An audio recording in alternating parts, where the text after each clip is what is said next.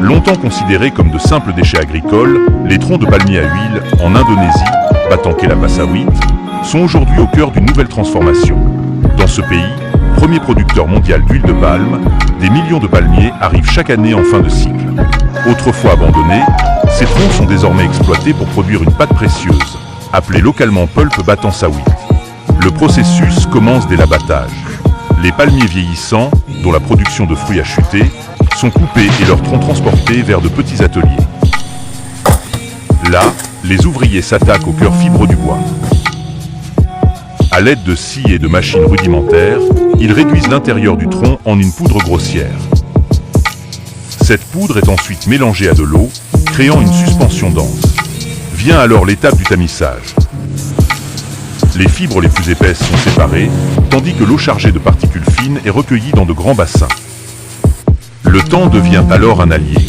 L'eau est laissée au repos, et peu à peu, les particules plus lourdes se déposent au fond.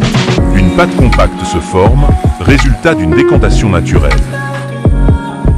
L'eau claire est libérée, et la pâte, fruit de ce travail patient, est récupérée.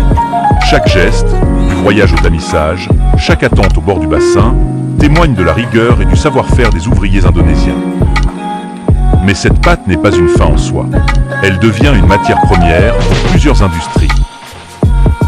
Dans les papeteries expérimentales, elle est transformée en feuilles de papier, offrant une alternative aux fibres de bois classiques. Dans les ateliers de menuiserie, elle sert de liant pour fabriquer des panneaux composites et du contreplaqué, utilisés dans la construction et le mobilier.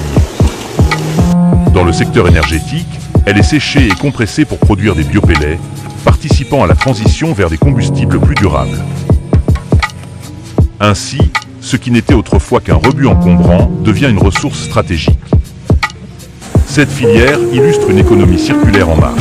Elle réduit les déchets, crée des emplois ruraux et limite la pression sur les forêts naturelles.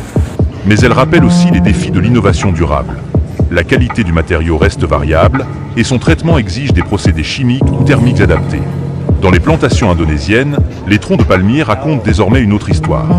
Celle d'une ressource oubliée qui, grâce à l'ingéniosité humaine, se réinvente pour nourrir un futur plus responsable.